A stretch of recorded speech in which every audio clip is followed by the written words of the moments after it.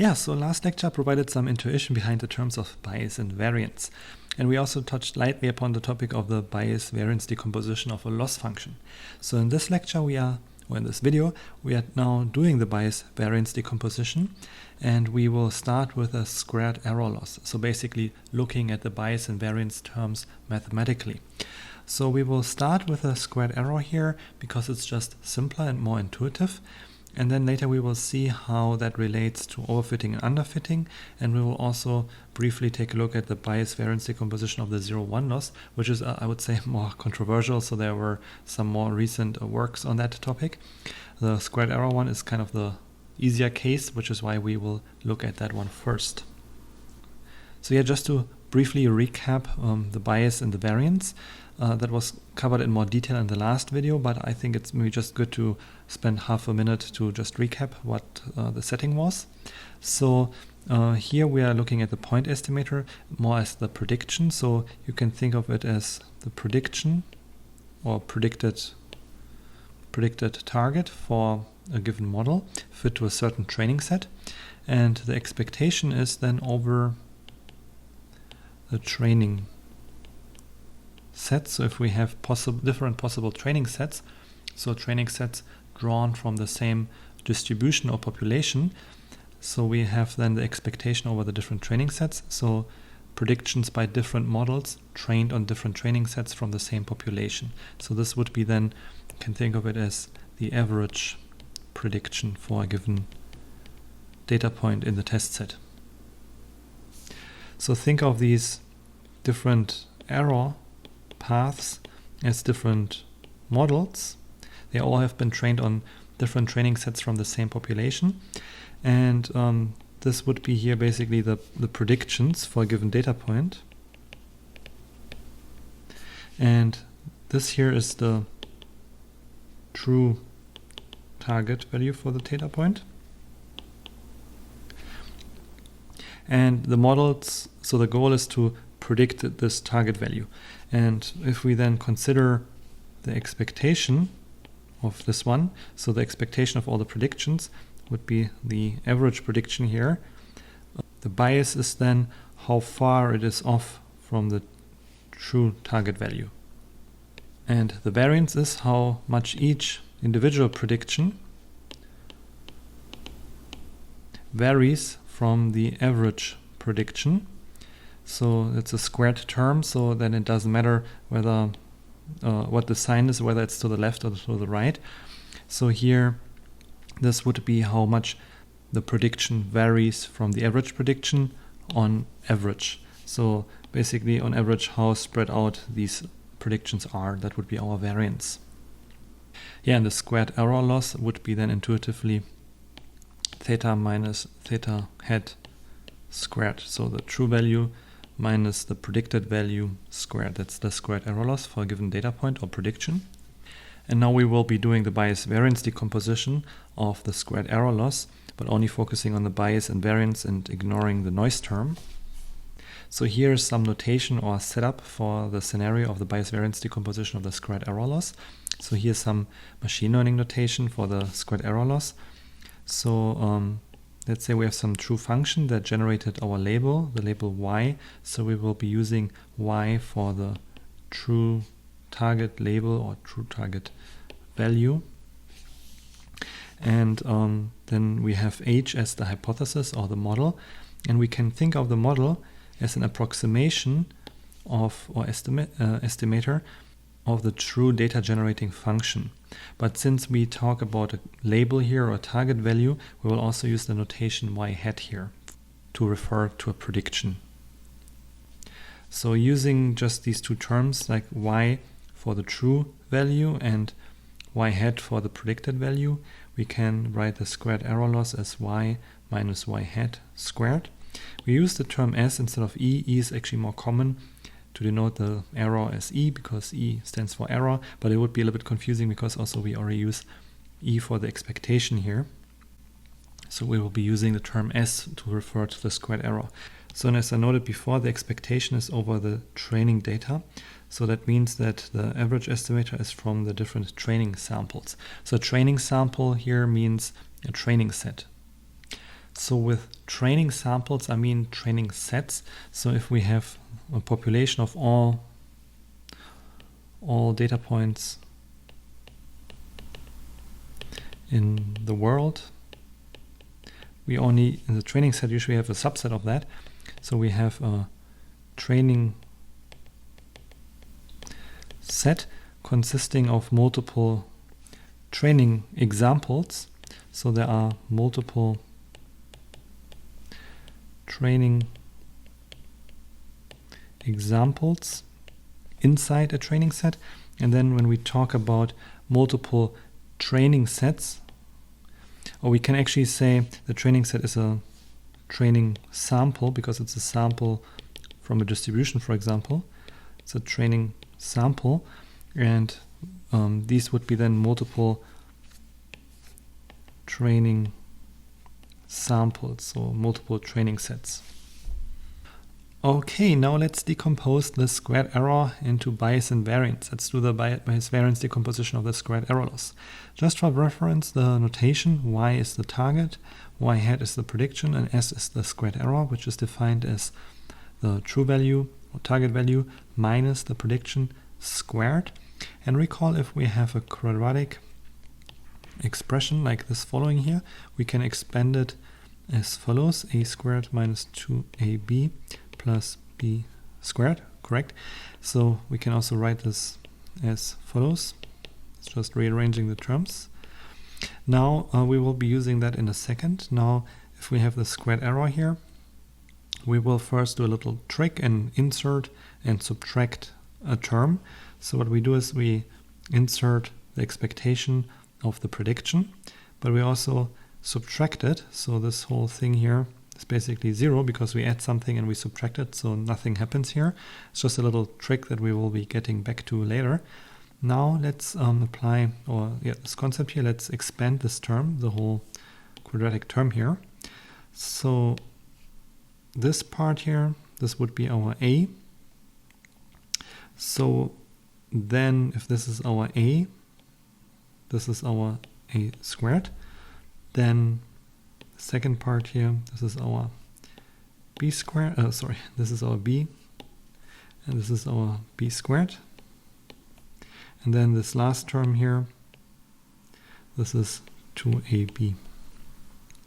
Okay, so we just did some little manipulation, inserted this addition of the expectation of the prediction and removed it again, so this doesn't do anything, and then we expanded this whole thing.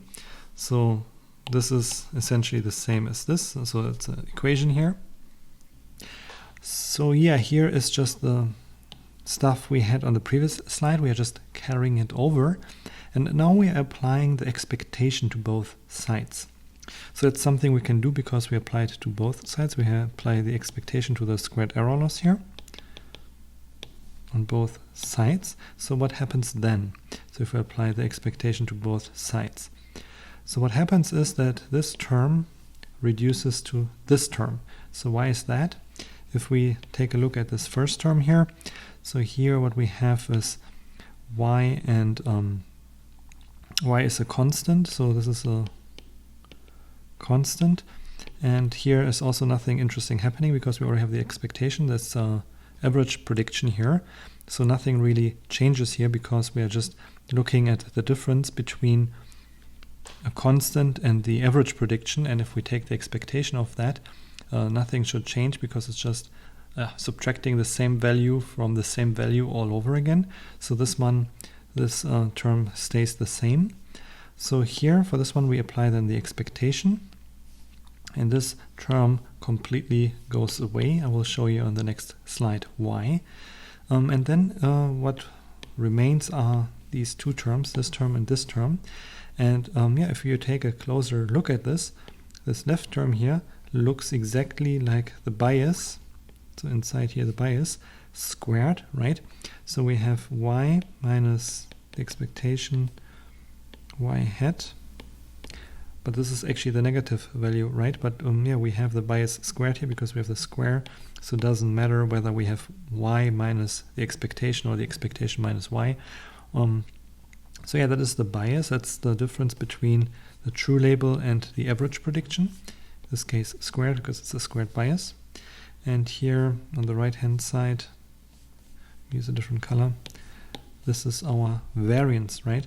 So that's measuring how far a particular prediction is off from the average prediction, so how much it varies, squared, and then taking the expectation, so how far off is each prediction for each training set basically from the average prediction. So that would be our variance term.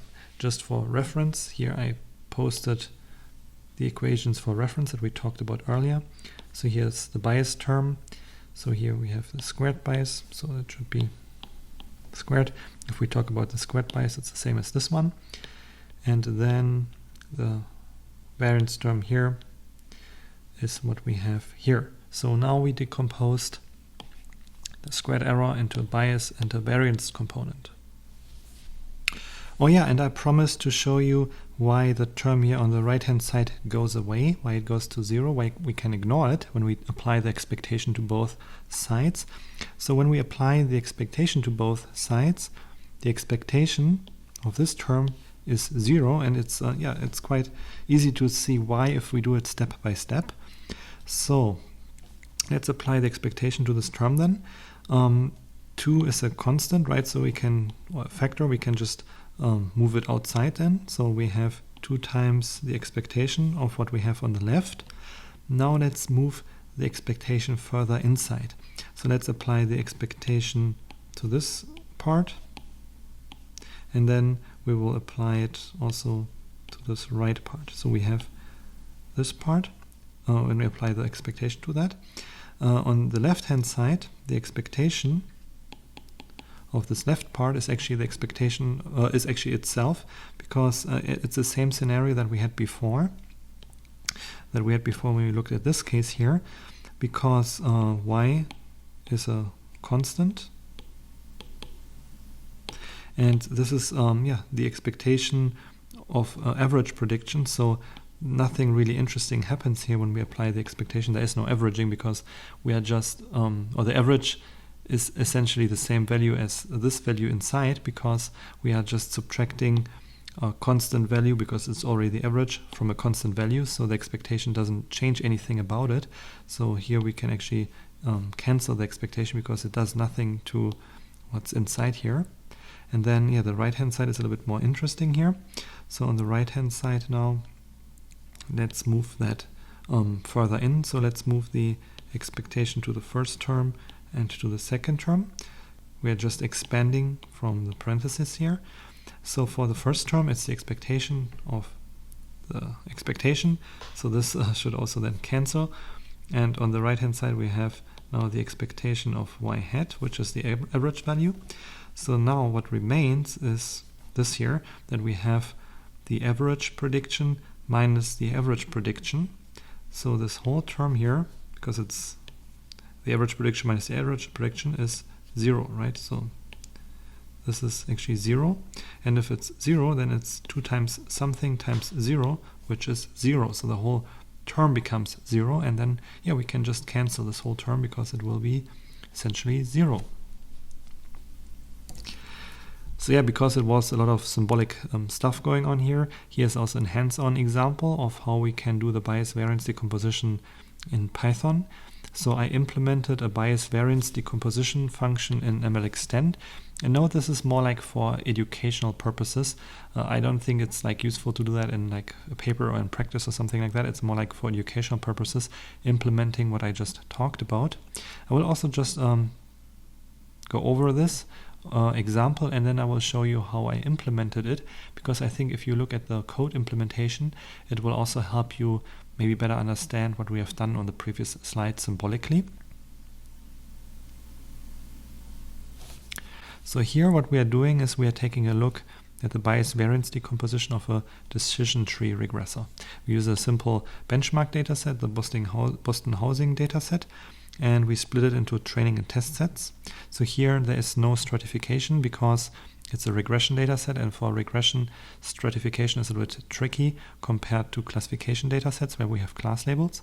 In any case, we are splitting the dataset into 30% test and 70% training data.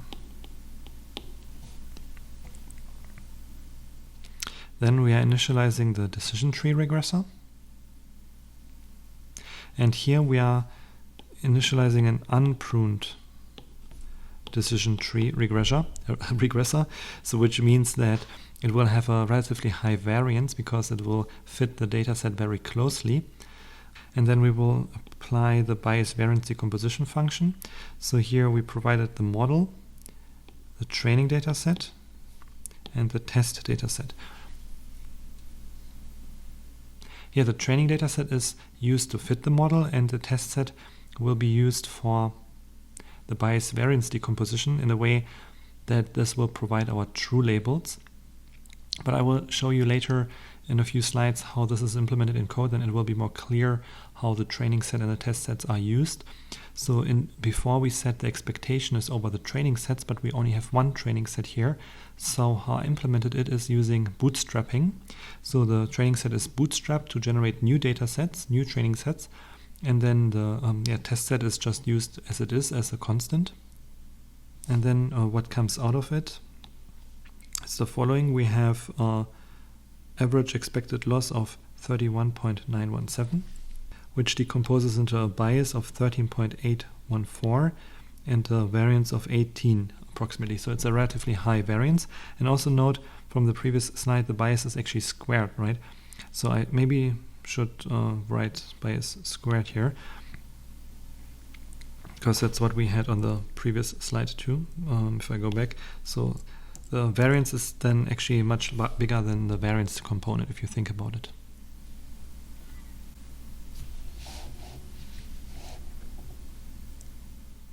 Now we do the same thing for a bagging regressor.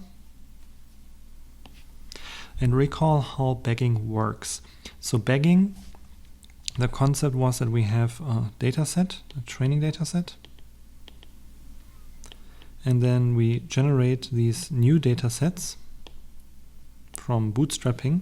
They are all the same size. It's a little bit hard to draw here, but we generate these new data sets, and then on each data set we fit this deep decision tree.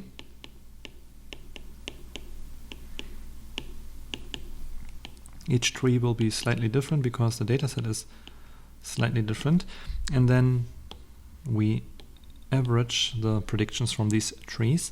So when we do that, here we are initializing our bagging regressor and we apply the Bias-Variance decomposition function. We can now see that the variance is actually much reduced compared to before. The bias it changes a little bit here. It doesn't change too much though. However, oops, sorry, wrong direction. But we can see that the variance is greatly reduced compared to the 18 here. It's now only 3. So using bagging, we actually were able to reduce the variance. If we take a look at a single deep decision tree and we average, the averaging reduces the variance as expected. Now lastly, as I promised, here is the code implementation of this function. You can check out the full source code here on this via this link, because it's on GitHub. It's easier to see the whole code. I can't really squeeze in the whole code on one slide, but it's also not that important because most of it is just the doc string and some filler in between, or some functionality that I use also to implement the 0-1 loss decomposition, which we will talk about later in this lecture. So here are only the relevant parts for the mean squared error or the squared error loss. So let's maybe go through this step by step, how this function computes the Bias-Variance decomposition. So first I'm setting the random state, then I'm setting up an array, empty array consisting of zeros, and this array is a two-dimensional array. You can think of it as a matrix. This matrix is num rounds times the size of the test set. So if we have matrix here, the rows are num rounds, and these refer to the bootstrap rounds, and the columns are the length. No, let's say number of size of the test set. Size of test set. So each test example or each test data point will occupy one column, and each row will be one bootstrap row. Now then, for each iteration, for each round, we will draw a bootstrap sample from the training set. Actually, you can ignore this part. This is for Keras. If you are familiar with Keras, in order to make this code compatible with Keras, we needed to modify the function as follows. This was by a kind contribution by a contributor to MLExtend, who was using this function to decompose a Keras neural network into bias and variance terms. So that was recently added. So, but for our case, it doesn't really matter here. So, okay, so we have the bootstrap round or the bootstrap dataset. And now once we have the bootstrap dataset, we fit our model, for example, the decision tree, to the bootstrap dataset, and then predict on the test set.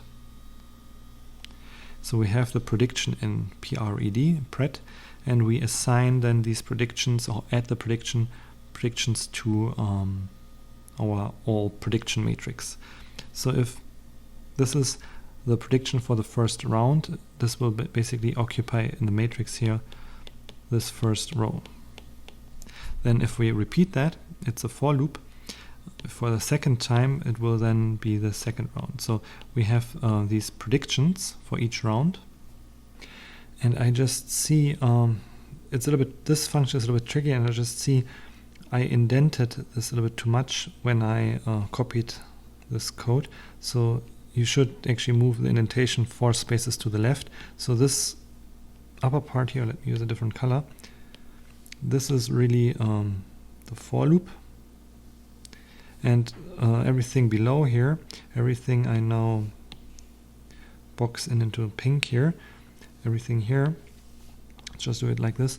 This is outside the for loop. So once we completed the for loop, we will have, so if we have one more here, we will have all these, for the number of rounds, all these predictions collected. And then from these predictions, so we now have the matrix completed, all prediction matrix, we will compute the average expected loss. So this is weird NumPy apply along axis function, which is essentially just a way to avoid a for loop. It looks very complicated. So let me think about it for a few seconds. So what I'm doing here is I'm applying a function, the mean squared error, this is the mean squared error, over all the rounds, so x is 1, so I'm applying this over the rounds. So it's maybe easier to see if I would rewrite this as a for loop.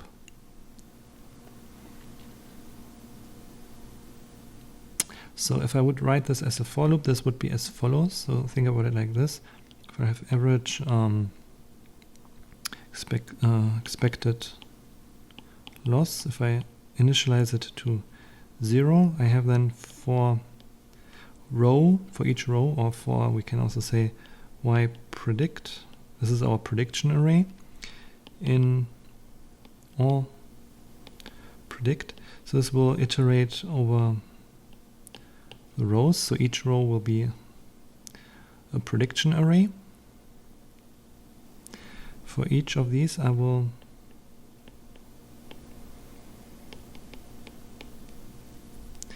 add the mean squared error. So I will compute the mean squared error along this axis here. And so that is essentially this term here. So I'm computing the mean squared error, NumPy mean, and then y prediction minus y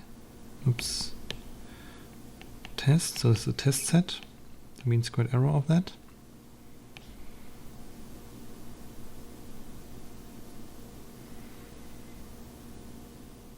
And then because we average, so this is the average of the mean squared error across all the predictions.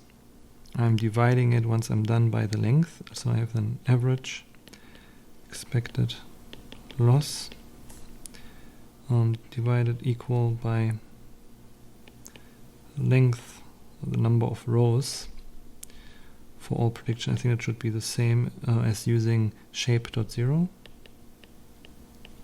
So So this whole term comes back to this term, which is essentially computing the average MSE. So this whole term would be, you can think of it as the average MSE loss. So if we consider all the data sets, all the training sets, what's the average error for all the models? So we have model 1, model 2, and model 3. And for each of the models we have a prediction and we compare to the test set. So what's the average error of that? For all the models, it's basically the average ensemble error.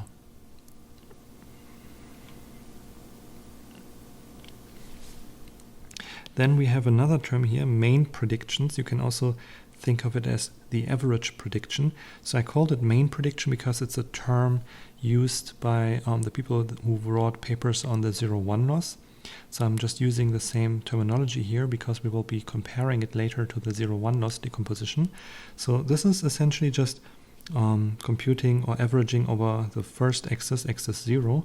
So this means we are computing the average prediction. So the average prediction here basically. So this would be the average prediction of model 1, model 2 and model 3 prediction. They are all continuous values because we have a continuous target. So this would be the average prediction for this column, and we would do that for every column basically. So we will get a vector for main predictions that has the same size as the test set. And once we have these average predictions, it's easy to calculate the bias and the variance terms. So as before, so when we take a look at, it's really messy here actually. Let me clear the slide for a second. It's, I think, easier then. Okay, so we were here where we have now the average predictions. And these average predictions are essentially our expectation theta hat terms.